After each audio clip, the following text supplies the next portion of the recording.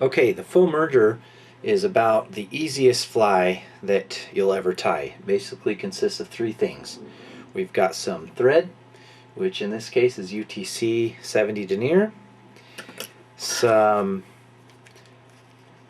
Easy Magic Dub Black, this is from Hairline. You can use the rust brown, which is another good option too. And then I've got some Rainey's Evisote foam. So the first thing is just to apply a little thread, and I only need to go down about half the shank there to about the hook point.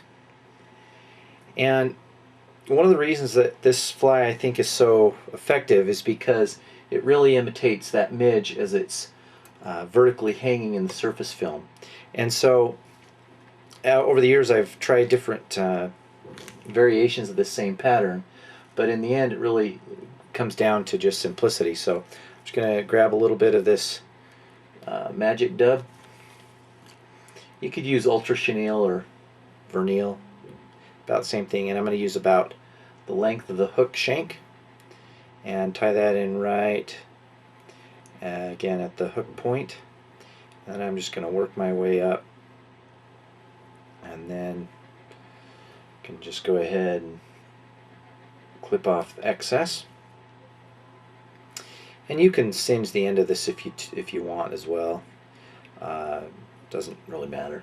And I usually tie these, most of them from 20s down to 28s. Not a whole lot bigger than that, although at the Baetis hatch I sometimes will tie them in 16s and 18s, and they'll actually still hit them when those big buffalo midges come out. So anyway, we've got that tied in, and now I just need my foam.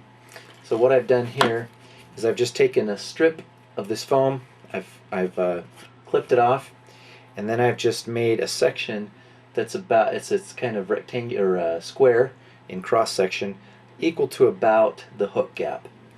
And it's not an exact science, but usually what I do is I'll place that right over the eye of the hook. Okay, you want to have it protruding about the same amount, so you want that to be a kind of a cubed piece.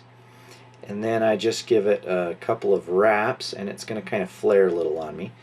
And then I want to go ahead and pull the tag end of this and snip it not too close, because I want to, that will actually kind of act as a thorax, and I can bind that down a little bit, and that's going to stay on there.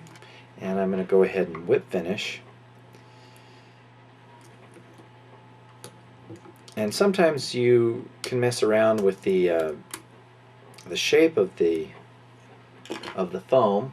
In this case, it looks a little bigger than I like it, and I like to cut it so that the plane of the foam is perpendicular to the direction that my little shuck is going to hang. Because again, this will catch the water surface, and that will just hang there under the surface. That's a little big. Now I actually have used these in the foam pieces a lot bigger. Again, this floating, and so what they see is the bug, I'm assuming, is more of this thorax area in the tail slash shuck. So that's it. And this is one I use for ultra selective trout if they're in the emerger stage, even if they're taking adults. This is my favorite pattern, and that's all there is to it. That's the foam merger.